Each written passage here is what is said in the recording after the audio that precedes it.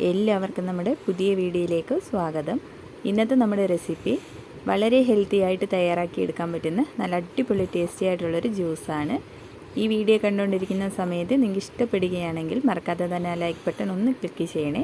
കൂടെ നമ്മുടെ ഈ ചാനലൊന്ന് സബ്സ്ക്രൈബ് ചെയ്തൊന്ന് സപ്പോർട്ട് കൂടി ചെയ്യുക. അപ്പോൾ നമുക്കിത് എങ്ങനെയാണ് തയ്യാറാക്കുന്നതെന്ന് നോക്കാം.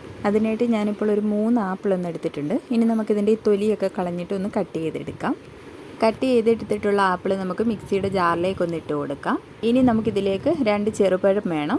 ഞാനിപ്പോൾ പൂവമ്പഴമാണ് എടുത്തിട്ടുള്ളത്, അതായിരിക്കും കൂടുതൽ ടേസ്റ്റി ആയിട്ടുള്ളത്. ഇനി അതുകൂടി ഇതിലേക്കൊന്ന് അരിഞ്ഞ് ചേർത്ത് കൊടുക്കാം.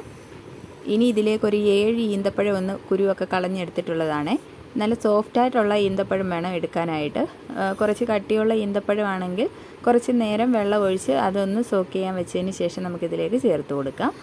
ഇനി നമുക്ക് മധുരത്തിന് ആവശ്യമായിട്ടുള്ള പഞ്ചസാര ചേർത്ത് കൊടുക്കാം. പഞ്ചസാര ചേർത്ത് കൊടുക്കുമ്പോൾ നമ്മൾ ഈന്തപ്പഴം ചേർത്ത് കൊടുത്തിട്ടുള്ളതാണ്, അതനുസരിച്ചിട്ട് വേണം പഞ്ചസാര ചേർത്ത് കൊടുക്കാനായിട്ട്. ഇനി ഇത് വെള്ളമൊന്നും ചേർക്കാതെ തന്നെ നന്നായിട്ടൊന്ന് അടിച്ചെടുക്കാം. ഇനി നമുക്കിതിലേക്ക് നന്നായിട്ട് തണുത്തിട്ടുള്ള 1/2 ലിറ്റർ പാല് ചേർത്ത് കൊടുക്കാം. ഇപ്പോൾ പാല് നിങ്ങൾക്ക് ഫ്രീസറിൽ വെച്ച് നല്ല കട്ടയാക്കിയിട്ട് വേണമെങ്കിൽ അങ്ങനെയും ചേർത്ത് കൊടുക്കാവുന്നതാണ്.